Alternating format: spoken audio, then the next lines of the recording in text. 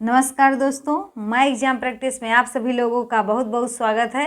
आप लोग देख रहे हैं TGT, PGT, net, DSSB, NBS, KBS, जितनी भी वैकेंसी होती है आपकी संस्कृत से संबंधित, अगर उसमें 19 तक अगर आता है तो आपका इससे बाहर कुछ नहीं आने वाला। आज हम लोग अध्ययन करेंगे 91 से 100 तक के श्लोक का।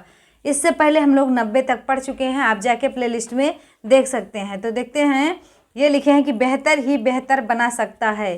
तो आगे देख लीजिएगा, यह 91 का आपका श्लोक है कि रवि निशा करयो ग्रह पीडनम गज भुजंग मयोरपि बंधनम मतिमताम चा विलोक्य दरिद्रताम विधिरहो बलवान इति में मति। कह रहे हैं कि मतलब सबसे ज़्यादा बलवान कौन होता है, तो विधि रहो बलवान में मति, मेरी बुद्धि से सबसे ज़्यादा बलवान कौन है। तो वही पूछ रहे हैं कि आपका कि रवि जो होता है, रवि मतलब क्या होता है, सूर्य भगवान, निशा माने होता है चंद्रमा, योर ग्रह पीडनम मतलब ग्रह से पीड़ित हो जाते हैं, उनको भी राहु केतु क्या होता है, जकड़ लेता है, अपने कब्जे में जकड़ लेता है।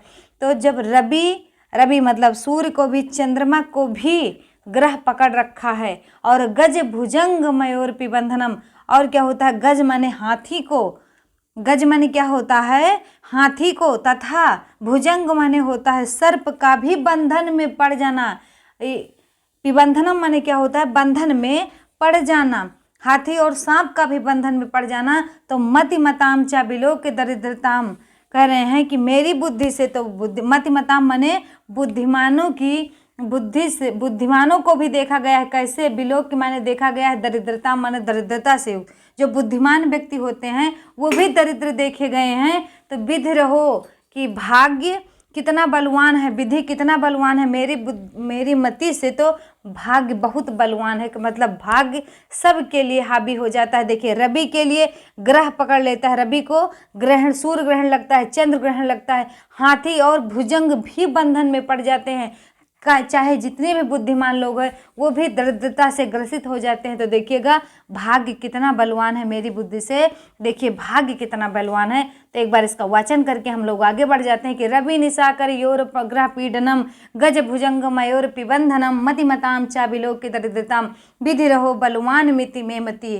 कह रहे मेरी मति से तो भाग्य कितना बलवान है कि देखिए भाग्य के कारण ही रवि और निशाकर, मतलब क्या होता है कि जो रवि होता है वो दिन का स्वामी होता है, निशाकर होता है जो रात का स्वामी होता है, ये दोनों भी ग्रह से पीड़ित हैं। देखिएगा सूर्य ग्रहण लग जाता है, चंद्रमा ग्रहण लग जाता है, और गज भुजंग मयूर पिबंधनम, देखिए हाथी कितना बड़ा होता है, सांप कितना विकराल होता है, भयंकर होता है, वो भी बंधन में पड़ जाता है। और क्या है कि विलोक के चा दरिद्रताम मतिमताम, बहुत बड़ी बुद्धिमानी वालों को भी क्या देखा गया है कि दरिद्र देखा गया है। तो भाग्य का देखिए कि जो जिसके पास बुद्धि नहीं, अगर उसका भाग्य सही तो उसके पास धन ही धन है, और जो शक्तिशाली नहीं, अगर उसका भाग्य साथ दे रहा है तो उसका कोई बंधन नहीं। इस प्रकार भर्तृहरि कहते हैं कि मेरी बुद्धि से भाग्य बहुत बलवान होता है। एक बार हम लोग वाचन करके आगे बढ़ जाते हैं कि रवि निशाकर योर ग्रह पीडनम गज भुजंग मयोर पिबंधनम मतिमताम चा विलोक दरिद्रताम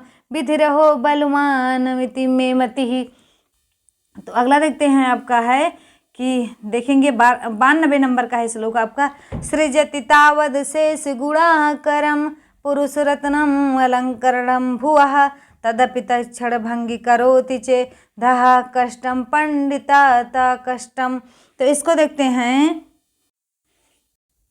देखिएगा सृजति माने होता है रचता है, तावद अशेष गुणाकरम मतलब बहुत सारी अखिल गुणों का समूह भर देता है उस मनुष्य के अंदर।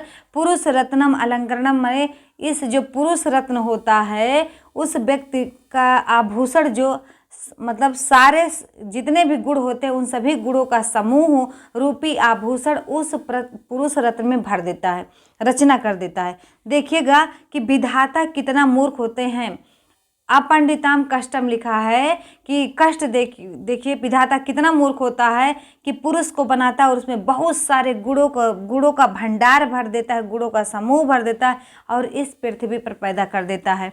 कौन?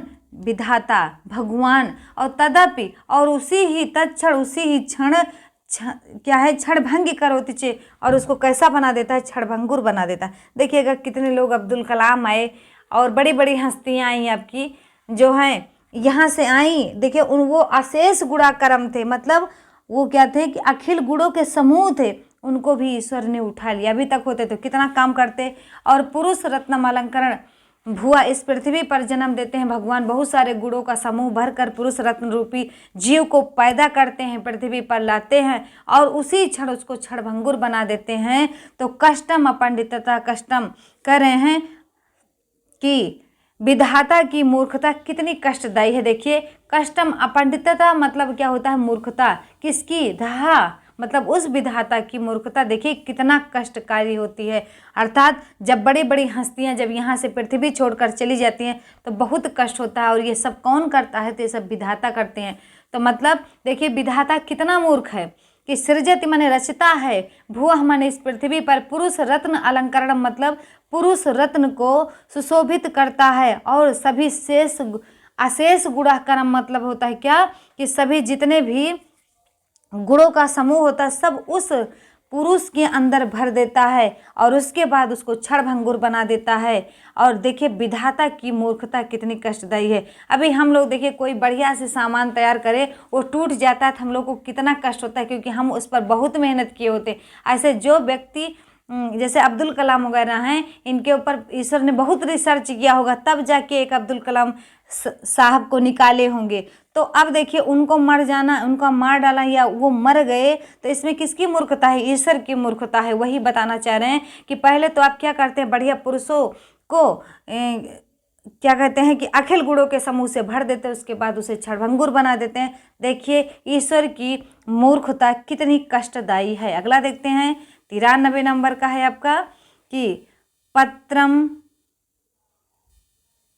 93 का पत्रम नयो यदा करीर विटपे दोषो बसंतस्य किम न आलोको अवलोकते यदि दिवा सूर्यस्य किम दूषणम धारा नयो पतन्ति चातक मुखे मेघस्य किम दूषणम यत पूर्वम विधिना ललाट लिखितम तन्मार्जितम का क्षमः।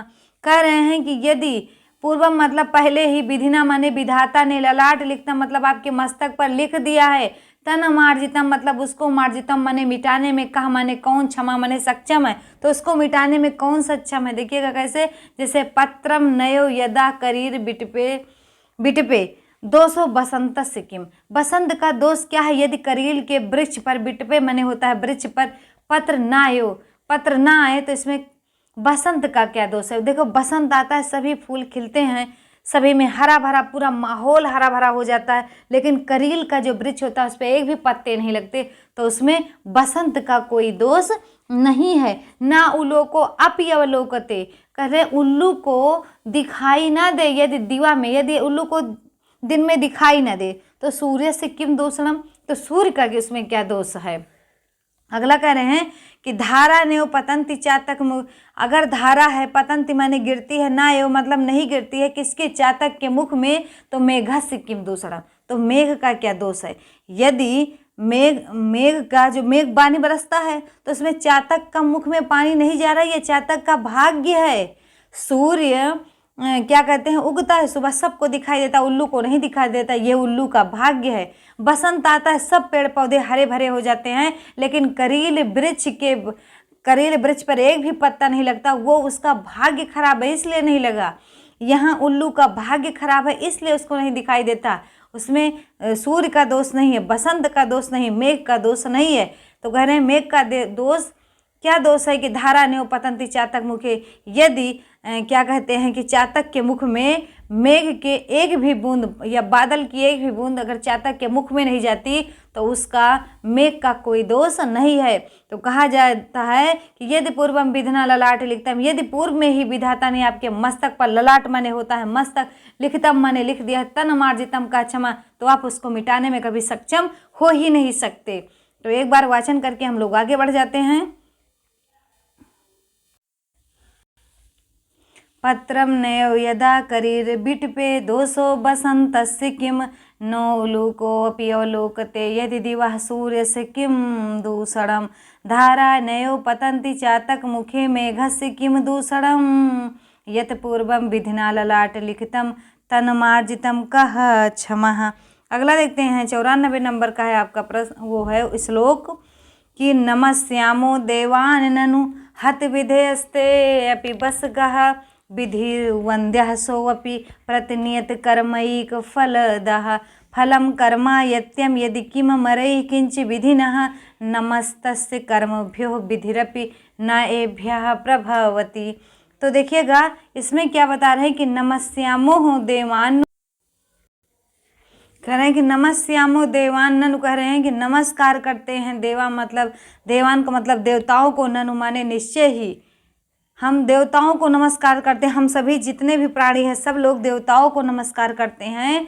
हत विधि अस्ते अभिबस का, लेकिन वो भी विधाता के बस में है, तो हम देवता को क्यों नमस्कार करें। आगे कह रहे हैं कि जैसे देखिएगा भरथरी का कहना है कि चलो मान लेते हैं कि हम देवता को सुबह उठे सूर्य भगवान को प्रणाम करें, सब देवताओं को प्रणाम करें, लेकिन वो भी किसके बस में है कि विधाता के बस में। हत विधे अस्ते अपि बस का, वो भी विधाता के बस में है। तो फिर विधि वंद्या सो अपि, तो हम उनकी वंदना करते हैं, विधि की, विधि माने होता है विधाता की वंदना करते हैं, लेकिन प्रतिनियत कर्मैक फलदा, लेकिन वो भी नियत माने निश्चित ही, कर्मैक माने कर्मों का, फलदा माने फल देते हैं। जितना हम कर्म करते हैं उतने फल देते हैं विधाता भी। तो फलम कर्म यत्यम, तो फल क्या होता है, कर्म के आयत्यम होता है, अधीन होता है। यदि फल कर्म के अधीन है तो किम अमरई किंच विधिना, तो क्यों देवता को नमस्कार करें, तो क्यों विधि को नमस्कार करें। तो नमस्त कर्मभ्य, तो नमस्कार करते हैं कर्मभ्य माने उस कर्म को, विधिरपि न एभ्य प्रभवति, जिसको विधाता भी प्रभावित नहीं कर सकता, जिसको विधाता भी, जो विधाता के भी बस में नहीं, जिसके प्रतिकूल विधाता भी नहीं जा सकता, उस कर्म को नमस्कार है। इसलिए हम लोग कर्म का केवल टेंशन लें, कर्म करते रहें, और जब हमारा कर्म सही दिशा में होगा हमको फल अवश्य मिलेगा। भरथरी जी कहते हैं कि नमस्यामो देवाननु, मैं उस देवता को नमस्कार करता हूँ, लेकिन हत विधेयस्ते अपि बसगा, हत की मतलब हत माने दुष्ट होता है, दुष्ट विधाता के बस में वो भी है, देवता भी दुष्ट विधाता के बस में है। जैसे देखिएगा कैसे उस बस में है, जैसे विष्णु भगवान की हिम्मत नहीं है कि आके पृथ्वी पर अवतार लेना पड़ेगा जब उनको विधाता कह देगा। ब्रह्मा जी को विधाता ने कहा जाओ तुम पूरी पृथ्वी को पैदा करो, तो उनकी हिम्मत नहीं कहते कि हम पैदा नहीं करेंगे। और जब व्यक्ति की मृत्यु होती है तो काम वो शंकर भगवान सबका मतलब ख़त्म करते हैं सबको, तो वो ऐसे विधाता से नहीं कह सकते कि हम नहीं उनको प्राण लेने नहीं जाएंगे, वो तो हमारी बहुत पूजा करते हैं, मतलब किसी भी तरीके से कोई बहाना नहीं। तो जब वही लिए कह रहे हैं कि हम नमस्कार शंकर भगवान को काहे करें, विष्णु भगवान को, किसी भी देवता को नमस्कार क्यों करें, क्योंकि वो भी विधाता के बस में है। तो सोचे कि चलो विधि वंदया करें, विधाता को नमस्कार करें, तो फिर पता चला कि प्रतिनियत कर्मैक फलदा, ये तो विधाता तो कर्म के अधीन फल देते हैं, जो निश्चित आप कर्म करते हैं वही फल देते हैं। तो फलम कर्मायत्यम यदि किम अमरई किंच विधाना, तो जब सब कुछ कर्म के अधीन है तो किम अमरई, तो क्या विधाता, किंच विधिना, तो कैसा विधाता, कैसा भगवान। तो नमस्तस्य कर्मभ्य, तो मैं नमस्कार करता हूँ उस कर्म की,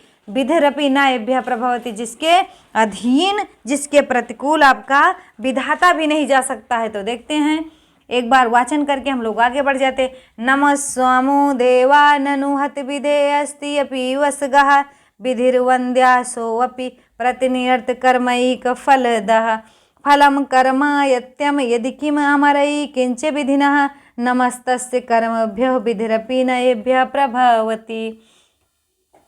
अगला देखते हैं आपका 95 है आपका कि ब्रह्मा येन कुलाल नियमतो ब्रह्मांड भांडोदरे विश्रुयेन 10 अवतारे गहने क्षिप्तो महासंकटे रुद्रो येन कपाल पाणिपुटके भिक्षाटनं कारितः सूर्यो भ्राम्यति नित्यमेव गगने तस्मै नमः कर्मणे। तो कह रहे हैं कि नमस्कार है कर्म को, मैं नमस्कार करता हूँ कर्म को। भरतरी जी कह रहे हैं कि उस कर्म मतलब उस कर्म के प्रतिकूल कोई भी नहीं जाएगा। देखिएगा कैसे कि ब्रह्मा एन कुलाल नियमितो, ब्रह्मांड भांडोदरे कह रहे हैं। तो देखेंगे कि नमस्कार है उस कर्म को जिस कर्म ने ब्रह्मा को भी कुलाल वत लिखा है यहाँ नियमितो। कुलाल वत का मतलब होता है, कुलाल माने होता है कुम्हार की, वत माने तरह, कुम्हार की तरह, जिन्होंने ब्रह्मा को कुम्हार की तरह क्या करें, ब्रह्मांड भांडोदरे मतलब ब्रह्मांड रूपी बर्तन के अंदर फेंक दिया। क्या करने के लिए कि जाइए प्रजा को पैदा करिए। और विष्णु एन दशा अवतारे गहने छिपतो महासंकटे, और विष्णु को क्या किया, जिस कर्म ने विष्णु को दशा अवतार गहने का मतलब क्या होता है कि दशा अवतार रूपी घने जंगल में छिपतो महासंकटे मतलब क्या होता है, छिपतो मतलब फेंक दिया, महासंकटे मतलब महासंकट में। ये महासंकट ही इस पृथ्वी पर जो आ जाएगा ना उसको महासंकटे घेरेगा। ये समझ लीजिएगा, इस पृथ्वी पर भगवान नहीं रह सकते तो इंसान तो रह रहे हैं, तो वो बहुत बड़ा वो है, क्या कहते हैं कि कृपा है उनके ऊपर। कृपा किसकी है, कर्म की। जो कर्म अच्छा कर रहा है वो अच्छे से जा रहा है, और जो कर्म गलत कर रहा है वो भोग के जा रहा है। और रुद्र एन, उसी कर्म ने, रुद्रो एन मतलब जिसने शंकर भगवान को कपाल पाड़ी पुट के मतलब क्या होता है, कपाल रूपी हाथ में क्या दे दिया, भिक्षा पात्र, भिक्षाटनम करता है, भिक्षा पात्र देकर क्या किया है कि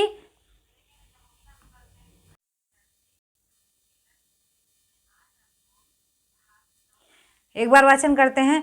ब्रह्मा एन कुलालवत नियमतो ब्रह्मांड भांडोदरे विष्णो एन दशावतार गहने क्षिप्तो महासंकटे रुद्रो एन कपाल पाड़ी पुटके भिक्षाटनम कारितः सूर्यो भ्रामति नित्यमेव गगने तस्मै नमः कर्मणे। इसमें कुछ चीज़ें हैं जो आपसे पूछ सकता है, पूछेगा। कुलालवत का मतलब क्या होता है, कुम्हार के समान। नियमित का मतलब नियमता, प्रत्येक दिन। ब्रह्मांड भांडोदरे का मतलब होता है ब्रह्मांड माने ब्रह्मांड रूपी, भांडो मतलब बर्तन, उदरे माने क्या होता है अंदर, ब्रह्मांड रूपी उसके बर्तन के अंदर। दशा अवतार गहने का मतलब होता है दशा अवतार रूपी घने जंगल में। छिपतो माने क्या होता है फेंक दिया, महासंकटे मतलब महासंकट में। अगला है कि एन रुद्रों का मतलब क्या है यहाँ पूछेगा, तो रुद्र का मतलब शंकर भगवान होता है। कपाल पाड़ी पुटके, पाड़ी माने होता है हाथ, और भिक्षाटन हम जान ही रहे हैं कि भीख मांगने के लिए। सूर्यो भ्रामति मतलब नित्य में मतलब सूर्य भी रोज भ्रमण करता है, कहाँ, आकाश में। तो किसको नमस्कार करते हैं, तो कर्म को नमस्कार करते हैं। अगला बढ़ जाते हैं हम लोग। 96 है आपका कि 96 है आपका, नैवाकृति फलति नयो कुलम न शीलम विद्यापि नयो न च यत्न कृतापि सेवा भाग्यानि पूर्व तपसा खलु संचितानि काले फलन्ति पुरुषस्य यथेव वृक्षः।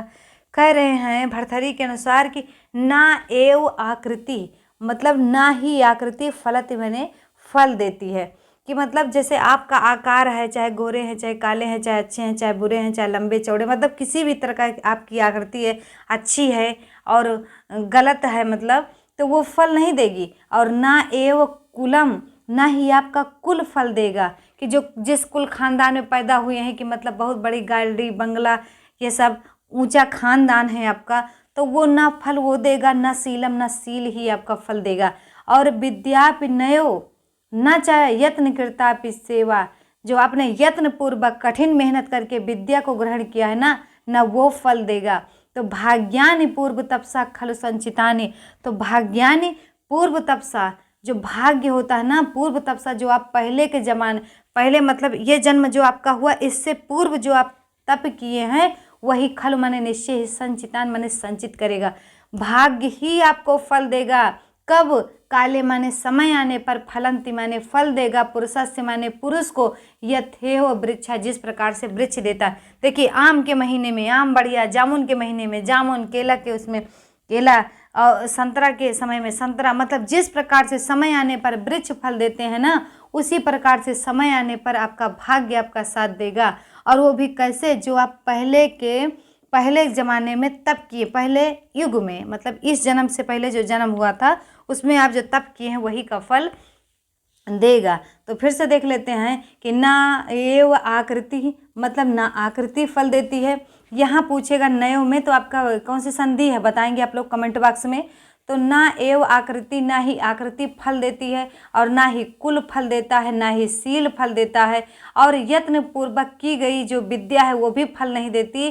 तो जो भाग्यानि भाग्य ही आपका फल देता है, और पूर्व तपसा खल संचिता जो निश्चित ही जो आप पहले जन्मे थे उसमें जो आप तप किए हैं वही भाग्य देगा। और कब देगा? काले फलंती पुरुष से, जब समय आएगा तब पुरुषों को उसका फल प्राप्त होगा। जिस प्रकार से वृक्षों को समय आने पर वृक्ष आपको फल देते हैं, वैसे ही समय आने पर भाग्य आपको फल देगा। ना किसी की आकृति फल देती है, ना कुल फल देता है, ना शील।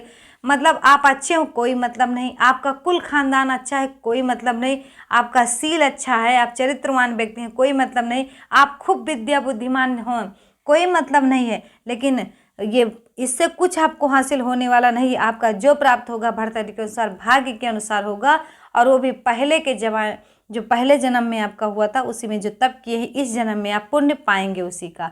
अगला इसका वाचन करके हम लोग आगे बढ़ जाते हैं कि नयवा कृति फलति नयव कुलम न शीलम विद्यापि नयो न च यत्न कृतापि सेवा भाग्यानि पूर्व तपसा खलु संचितानि काले फलंति पुरुषस्य यथेव वृक्षाः।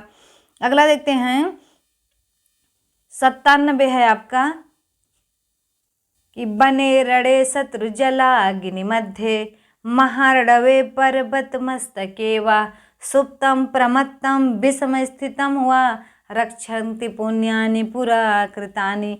बने रणे शत्रु जलाग्नि मध्ये महारडवे पर्वते मस्तके वा सुप्तम प्रमत्तम विषम स्थितम वा रक्षन्ति पुण्यानि पुरा कृतानि। कह रहे हैं कि रक्षन्ति माने रक्षा करते हैं, पुण्यानि माने पुण्य, पूरा करता है माने जो आप पहले के पुण्य कमाए हुए हैं वही आपकी रक्षा करेंगे। कब कब?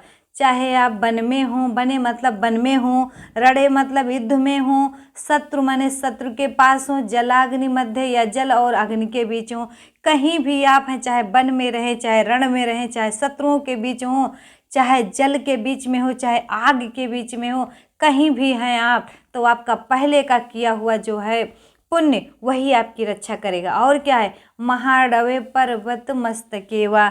महाडवे का क्या मतलब होता है? तो विशाल सागर, इसको नोट कर लीजिएगा। महाडवे का मतलब होता है विशाल सागर में हो, यदि आप चाहे पर्वत के ऊपर हो, कहीं भी आप हो, विशाल सागर में हो, पर्वत पर, तब भी आपकी रक्षा कौन करेगा? तो जो पुण्यकृत पहले के किए हुए आपके पुण्य है वही आपकी रक्षा करेंगे। और क्या है?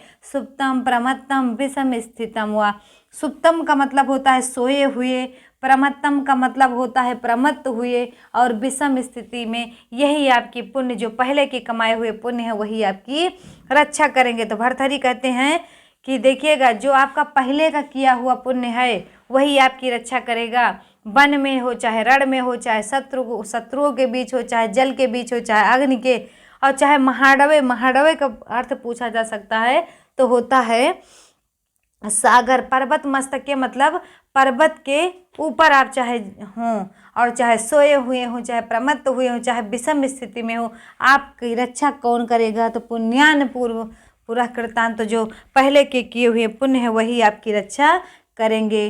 तो एक बार हम लोग पढ़ के आगे बढ़ जाते हैं। बने रड़े शत्रु जला अग्नि मध्य महाडवे पर्वत मस्तके वा सुप्तम प्रमत्तम विषम स्थितम वा रक्षन्ति पुण्यानि पुरा कृतानि। अगला देखते हैं 98 है आपका। 98 देखते हैं।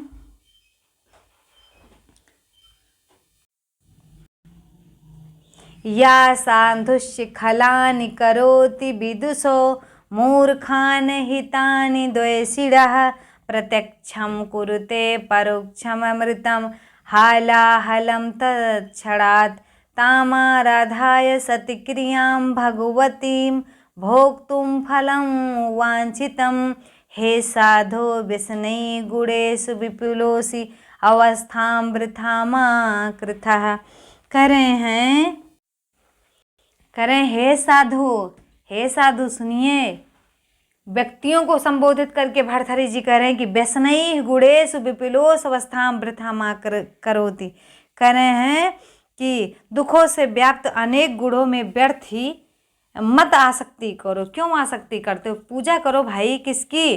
तो कर्म की पूजा करिए, कर्म देवी की पूजा करिए। जैसे जिन्होंने साधुष्य खलान करो, क्या कहते हैं कि जिन्होंने खलान माने खल को, दुष्ट को साधु बना दिया, और क्या है, मूर्खों को विद्वान बना दिया, द्वैसुरों को हितैषी बना दिया, और प्रत्यक्षम कुरते परोक्षम, और जो परोक्ष था उसको प्रत्यक्ष कर दिया, और हालाहल को, हालाहल माने क्या होता है पूछ लेगा, शराब होता है, सॉरी विष होता है, विष को अमृत बना दिया तत्क्षणात्, मतलब उसी क्षण। और क्या है कि ताम आराधाय सत्क्रिया भगवती भोग तुम फलम वांछित। यदि तुम फल को भोगना चाहते हो, वांछितम माने होता है अपनी इच्छानुसार, यदि तुम अपनी इच्छानुसार फल को भोगना चाहते हो तो आप तम आराध सत्क्रिया भगवती, तो आप उस भगवती की, उस कर्म देवी की आप क्या करिए, आराधना करिए। कि व्यसनई गुणेश मतलब क्या होता है कि व्यसनई मतलब लालसाओं द्वारा, लालसाओं भरा जो आपका गुण है, गुण है। विपलेशु माने क्या होता है, विपलेशु, विपुलेशु गुणेशु अत्यधिक विषयों में बेकार मत करो, और अपने इच्छानुसार अगर तुमको फल पाना है। विविध प्रकार के व्यसन होते हैं, जैसे ये काम वो, मतलब व्यसन का मतलब आप बहुत अच्छे तरीके से समझ रहे हैं, उसमें अपना समय आप खराब मत करिए। तो क्या करिए, आप केवल क्या करिए, तम आराधा सत्क्रिया भगवती, उस भगवती की क्या करिए, पूजा करिए। और किसके लिए पूजा करिए कि भोक्तुम फलम वांछितम, अपने इच्छानुसार फल प्राप्त करने के लिए। तो देखते हैं फिर से, या साधुष्य खलानि करोति, ऐसी देवी की पूजा करिए जो खलों को साधु बना देती हैं और मूर्खों को विद्वान बना देती हैं। हितान द्वेषिणा का मतलब द्वेषों को, जो ईर्ष्यालु व्यक्ति हैं उनको हितैषी बना देती हैं, और जो परोक्ष होता है उसे प्रत्यक्ष कर देती हैं। अमृतम हलाहलम मतलब क्या होता है कि विष को भी अमृत बना देती हैं। तत्क्षणात् मतलब उसी समय, देर नहीं लगाती। तम आराधा, तो अब उन्हीं की आराधना करिए, सत्क्रिया भगवती, उन्हीं भगवती की आप क्या करिए, आराधना करिए। किसके लिए कि भोक्तुम फलम वांछति, अपने इच्छानुसार फल प्राप्त, वांछति माने होता है इच्छानुसार फल, भोक्तुम माने भोगने के लिए। हे साधु, हे साधु व्यसनई गुणेशु, जो व्यसन के गुण हैं, विपलोस माने बहुत बड़े बड़े व्यसन के गुण हैं ना, उसमें वृथा कृथा, उसमें अपना समय बर्बाद मत करो। तो वाचन करके हम लोग आगे बढ़ते हैं, वाचन करके हम लोग आगे बढ़ते हैं। या साधुष्य खलान करोति विदिशो मूर्खान हितान द्वैषिणः प्रत्यक्षम कुरुते परोक्षम अमृतम हालाहलम तत्क्षणात् तम आराधाय सत्क्रियां भगवतीं भोक्तुं फलमिवांछितम्। हे साधो व्यसनई गुणेषु विपुलोस अवस्था वृथा माँ कृथा। अगला देखते हैं, 99 नंबर का है आपका श्लोक है कि गुणवद गुणवदा कुर्वता कार्य जातम परिणति वर्धाय यत्नतः पंडितेन अतिरभस कृतानाम कर्मणाम विपत्ते भवति हृदय दाहि सलतुल्यो विपाकः। अब इसका देखिएगा आप लोग, तो देखते हैं जो गुणवद गुणवदा, क्या करें कि जो गुणवद हैं, जो गुण से युक्त है, अगुणवद मतलब जो गुण से युक्त हैं, गुण से रहित हैं। कुर्वता कार्य जातम, कुर्वता मतलब क्या होता है आपका, कुर्वता मतलब करिए, कार्य जातम माने होता है बहुत कार्यों की, बहुत कार्यों की। परिणति, परिणतियो धार्य का मतलब क्या होता है, अवधार्य का मतलब निश्चित कर लेना चाहिए। परिणति माने होता है परिणाम, अवधार्य मतलब क्या होता है, निश्चित कर लेना चाहिए, परिणाम को निश्चित कर लेना चाहिए। यत्नतया मतलब क्या होता है, प्रयत्न पूर्वक। पंडितेन माने क्या होता है कि बुद्धिमान लोग, जो पंडित लोग होते हैं, जो बुद्धिमान लोग होते हैं, किसी भी कार्य को करने से पहले कि परिणत मतलब परिणाम जान लेते हैं, उस परिणाम के बारे में सोच लेते हैं। अवधार्य का मतलब होता है निश्चित कर लेते हैं कि देखिएगा, जब खूब पढ़ेंगे तो ये हमको पता है कि परिणाम क्या आएगा, जब नहीं पढ़ेंगे तब भी हमको पता है क्या परिणाम आएगा। तो वही है कि गुणवद अगुणवद, मतलब जो गुण युक्त है आपका और जो बिना गुण युक्त है, एक गुण रहित होता है और एक गुण युक्त होता है। ये दोनों कार्य यदि आप करना चाहते हैं, कार्य जातम मतलब क्या होता है, बहुत कार्यों की, या कार्य को करना चाहते हैं, कुर्वता मतलब करना चाहते हैं, तो यत्नतया बहुत मेहनत से पंडित लोग जो होते हैं, बुद्धिमान लोग जो होते हैं, उसका परिणाम खूब अच्छे तरीके से सोच समझ लेते हैं। अतिरभस कृतानाम कर्मणाम विपत्ति।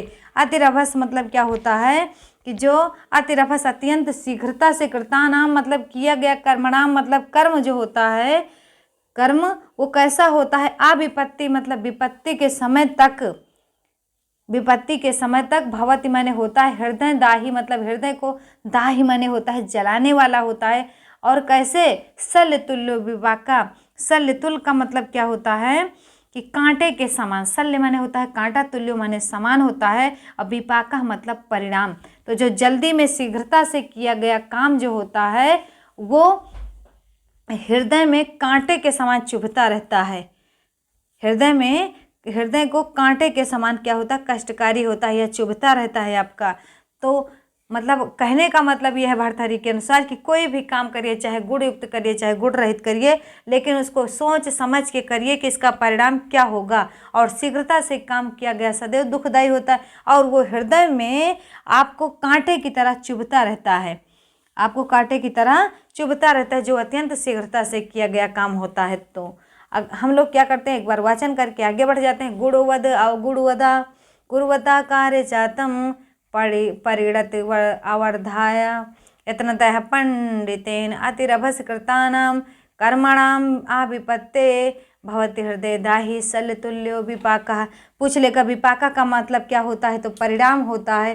हृदय दाही मतलब, दाही का मतलब क्या होता है, जलाने वाला होता है। शल्य माने होता है कांटा, तुल्य माने होता है समान, परिणत का मतलब होता है परिणाम। यहाँ दो परिणाम आए हैं, विपाका माने भी परिणाम होता है, परिणत माने परिणाम होता है। अवर्धया का मतलब होता है निश्चित कर लेना चाहिए। यत्नतः मतलब होता है मेहनत पूर्वक।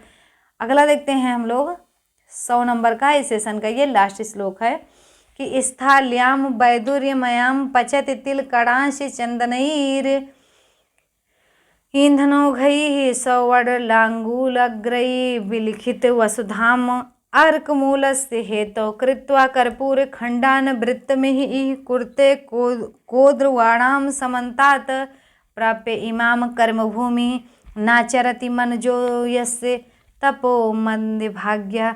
कह रहे हैं कि प्राप्य माने प्राप्त कर, इमाम माने इस कर्म भूमि पर, मतलब कर्म भूमि पर, यदि आप इस कर्म भूमि पर क्या हुए हैं, पैदा हुए हैं, तो ना चरति मनुजो,